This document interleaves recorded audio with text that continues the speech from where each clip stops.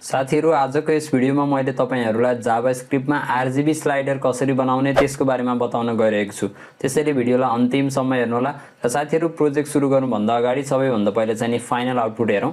यहाँ तपाईहरु देख्न सक्नुहुन्छ हामीसँग चाहिँ तीनवटा स्लाइडर छ है। फर्स्टमा चाहिँ हाम्रो रेड छ, त्यसपछि ग्रीन छ र त्यसपछि चाहिँ ब्लू छ। र जब मैले चाहिँ यो रेडमा चाहिँ चेन्ज गर्छु त्यसपछि यहाँ तपाईले देख्न सक्नुहुन्छ तर चाहिँ हाम्रो भ्यालु पनि आएको छ।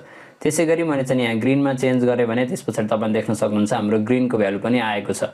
त्यसैगरी जब मैले चाहिँ ब्लूमा चेन्ज गर्छु त्यसपछि तपाईले देख्न सक्नुहुन्छ हाम्रो त्यसै अनुसार चाहिँ भ्यालु चेन्ज भइरहेको छ। र साथीहरु आजको यस भिडियोमा चाहिँ हामीले यही प्रोजेक्ट बनाउन गइरहेका छौं। So let's begin the video. साथीहरु यहाँ तपाईहरुले HTML को कोड देख्न सक्नुहुन्छ र यसमा चाहिँ मैले के गरेको छु भन्दाखेरि एउटा इनपुट बक्स लिएको छु र त्यसको टाइप चाहिँ मैले रेन्ज दिएको छु। र तपाईहरुलाई थाहा छँदै छ हैन RGB मा चाहिँ हाम्रो स्टार्टिङ भ्यालु भनेको 0 हुन्छ र त्यसपछि हाम्रो म्याक्सिमम भ्यालु भनेको चाहिँ 255 हुन्छ। त्यही भएर मैले चाहिँ यहाँ मिनिमममा 0 दिएको छु र त्यसपछि चाहिँ म्याक्सिमममा चाहिँ 255 दिएको छु। र इनिशियली चाहिँ हाम्रो 0 होस् भनेर मैले चाहिँ के गरेको छु भन्दाखेरि भ्यालु चाहिँ 0 दिएको छु। त्यसैगरी मैले चाहिँ अब यो रेडको लागि भयो, त्यसैगरी मैले चाहिँ अब ग्रीनको लागि पनि यही काम गरेको छु र त्यसैगरी मैले चाहिँ अब हाम्रो ब्लूको लागि पनि त्यही काम गरेको छु। र त्यसपछि यहाँ तपाईले देख्न सक्नुहुन्छ यो जुन हाम्रो इनपुट बक्स छ रेडको लागि यसलाई चाहिँ मैले क्लास दिएको छु रेड इनपुट। त्यसैगरी ग्रीनको लागि चाहिँ मैले ग्रीन इनपुट दिएको छु र त्यसैगरी ब्लूको लागि चाहिँ मैले ब्लू इनपुट दिएको छु। र त्यसपछि यहाँ तपाईले देख्न सक्नुहुन्छ अर्को चाहिँ हामीसँग बटन छ हैन, जहाँ चाहिँ हाम्रो के हुन्छ भन्दाखेरि भ्यालु चाहिँ सो हुन्छ र यसलाई चाहिँ मैले क्लास दिएको छु RGB। त्यसपछि साथीहरु मैले चाहिँ अब CSS को कोड पनि अलरेडी लेखिसकेको छु। त्यसपछि यहाँ तपाईले देख्न सक्नुहुन्छ हाम्रो चाहिँ CSS को कोड रहेको छ है। यसमा चाहिँ त्यही हो, गाह्रो कुरा केही पनि छैन, एकदमै सिम्पल छ सबै कुरा हैन। सो बेसिक CSS कोड नै हो, यसमा चाहिँ त्यस्तो एडभान्स कुरा केही पनि छैन। सो अब चाहिँ हामी डाइरेक्ट जावास्क्रिप्ट तर्फ लागौं। साथीहरु भिडियो मन परिरहेको छ भने यस्तै प्रोजेक्ट्सहरुको लागि यस च्यानललाई सब्स्क्राइब गर्न नभुल्नु होला र साथीहरु भिडियो लाइक गर्नुको साथसाथै अरु साथीहरुसँग पनि शेयर गर्नु होला। अब साथीहरु हामीहरुले चाहिँ के गर्नुपर्ने हुन्छ भन्दाखेरि जुन हाम्रो रेड ग्रीन ब्लू छ यसको भ्यालुलाई चाहिँ चेन्ज गर्नुपर्ने हुन्छ हैन। सो यहाँ चाहिँ हाम्रो इनपुट भए अनुसार हामीले चाहिँ भ्यालु चेन्ज गर्नुपर्ने हुन्छ। त्यही भएर हामी चाहिँ सबैभन्दा पहिले यसलाई चाहिँ सिलेक्ट गरौँ। सो त्यसपछि तपाईले यहाँ चाहिँ लेट रेड इक्वल टु तपाईले चाहिँ अब document dot query selector. So त्यसपछि यहाँ चाहिँ मैले क्लास दिएको थिएँ रेड इनपुट भनेर। सो रेड इनपुट दिनुस्। त्यसपछि अब तपाईले चाहिँ अब लेट अनि ग्रीनको लागि चाहिँ ग्रीन भनेर दिनुस्। त्यसपछि equal to document dot query selector. So त्यसपछि तपाईले चाहिँ अब ग्रीनको लागि चाहिँ ग्रीन इनपुट थियो ग्रीन इनपुट। त्यसपछि अब तपाईले चाहिँ ब्लूको लागि चाहिँ लेट BLUE ब्लू भनेर दिनुस्। त्यसपछि डकुमेन्ट डट क्वेरी सिलेक्टर। त्यसपछि यसमा चाहिँ तपाईले ब्लू अनि इनपुट। अब त्यसपछि अब यो बटनको लागि चाहिँ तपाईले अब लेट RGB भनेर दिनुस् इक्वल टु त्यसपछि तपाईले चाहिँ document equal to query selector. त्यसपछि मैले चाहिँ त्यसलाई के दिएको थिएँ क्लास भन्दाखेरि यहाँ तपाईले देख्न सक्नुहुन्छ मैले चाहिँ RGB दिएको थिएँ। त्यसपछि तपाईले चाहिँ RGB भनेर दिनुस्। अब यति गरिसकेपछि अब हामीले चाहिँ के गर्नु पर्यो भन्दाखेरि अब चाहिँ हाम्रो रेडमा चाहिँ जब चाहिँ हाम्रो इनपुट हुन्छ, अब इनपुट हुनु भनेको के हो भन्दाखेरि कुनै नयाँ भ्यालु चाहिँ हाम्रो एड हुन्छ भने अब हामी चाहिँ के गर्नु पर्यो भन्दाखेरि एउटा इभेन्ट चाहिँ फायर गर्नु पर्यो र त्यो इभेन्टको नाम के हो भन्दाखेरि इनपुट। जसले चाहिँ के हुन्छ भन्दाखेरि यहाँ तपाईले चेन्ज गर्ने बित्तिकै त्यो भ्यालु चाहिँ हाम्रो तल रिफ्लेक्ट हुन्छ। त्यही भएर अब हामीले चाहिँ के गरौँ भन्दाखेरि यो तीनवटै हाम्रो स्लाइडरमा चाहिँ एउटा इभेन्ट अप्लाई गरौँ र त्यो इभेन्टको नाम हो इनपुट। त्यसपछि तपाईले के गर्नुस् भन्दाखेरि red dot add event listener. त्यसपछि यसमा चाहिँ तपाईले इनपुट भनेर दिनुस्।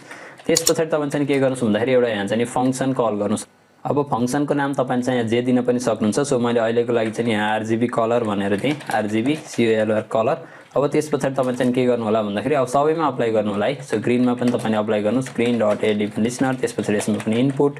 त्यसपछि तपाईले यहाँ चाहिँ के गर्नुस् भन्दाखेरि यही कुरा तपाईले यही फंक्सनलाई चाहिँ कल गर्नुस् RGB कलर। अब तपाईले यसैले चाहिँ कपी पेस्ट गर्न सक्नुहुन्छ। सो यसमा चाहिँ तपाईले के गर्नुस् भन्दाखेरि ब्लू भनेर दिनुस्। अब त्यसपछि चाहिँ तपाईले के गर्नु होला भन्दाखेरि अब यो फंक्सनलाई चाहिँ डिफाइन गर्नु होला। सो त्यसको लागि चाहिँ फंक्सन त्यसपछि RGB कलर। अब त्यसपछि RGB कलर अनि त्यसपछि चाहिँ तपाईले के गर्नु होला भन्दाखेरि अब हेर्नुस् हामीले चाहिँ के गर्नु पर्यो भन्दाखेरि अब त्यहाँ तपाईले चाहिँ इनपुट चेन्ज गर्ने बित्तिकै कुनै नयाँ भ्यालु चाहिँ इन्टर गर्ने बित्तिकै अथवा चाहिँ हाम्रो जुन स्लाइडर तपाईले चलाउनुहुन्छ त्यो चलाउने बित्तिकै के हुन्छ भन्दाखेरि एउटा नयाँ भ्यालु जेनेरेट हुन्छ।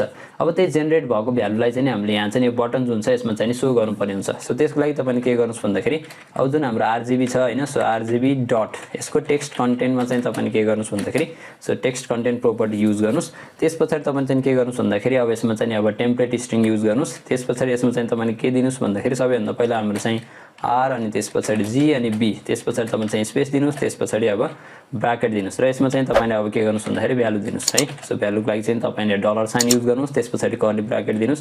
सो त्यसपछि तपाईले चाहिँ के गर्नुस् भन्दाखेरि अब हामी चाहिँ जुन रेड छ रेड डट भ्यालु। सो यसको चाहिँ भ्यालु जति छ त्यो कुरा चाहिँ तपाईले दिनुस्। त्यसपछि तपाईले चाहिँ अब कमा दिनुस् त्यसैगरी अब तपाईले चाहिँ यही कुरा चाहिँ अप्लाई गर्न सक्नुहुन्छ त्यसपछि अब ग्रीन डट भ्यालु अब त्यसैगरी तपाईले चाहिँ फेरि कमा दिनुस् त्यसपछि तपाईले चाहिँ अब के दिनु पर्यो भन्दाखेरि ब्लू डट भ्यालु यति गरिसकेपछि तपाईले यसलाई चाहिँ सेभ गर्नुस् अब जब मैले चाहिँ यहाँ रेडमा चाहिँ चेन्ज गर्छु त्यसपछि यहाँ तपाईले देख्न सक्नुहुन्छ हाम्रो चाहिँ भ्यालु आइसकेको छ र मैले म्याक्सिमम भ्यालु गरे भने यहाँ तपाईले देख्न सक्नुहुन्छ 255 सम्म आएको छ त्यसैगरी मैले चाहिँ यहाँ ग्रीनलाई चेन्ज गरे भने तपाईले यहाँ देख्न सक्नुहुन्छ हाम्रो चाहिँ भ्यालु चेन्ज भएको छ त्यसैगरी मैले ब्लूमा पनि चेन्ज गरे भने यहाँ तपाईले देख्न सक्नुहुन्छ हाम्रो भ्यालु चाहिँ चेन्ज भएको छ सो यसरी तपाईहरुले चाहिँ जावास्क्रिप्टमा RGB स्लाइडर बनाउन सक्नुहुन्छ अब साथीहरु तपाईहरुले चाहिँ यो प्रोजेक्ट बनाइसकेपछि अरु डिफरेन्ट स्लाइडरहरु चाहिँ तपाईहरुले क्रिएट गर्न सक्नुहुन्छ जस्तै प्राइस स्लाइडर हैन अब त्यसैगरी अब स्लाइडर के गर्छ भन्दाखेरि जस्तै अब तपाईले चाहिँ कुनै दुईवटा इन्टरभल दिएको छ भने तपाईले चाहिँ स्लाइडर युज गर्न सक्नुहुन्छ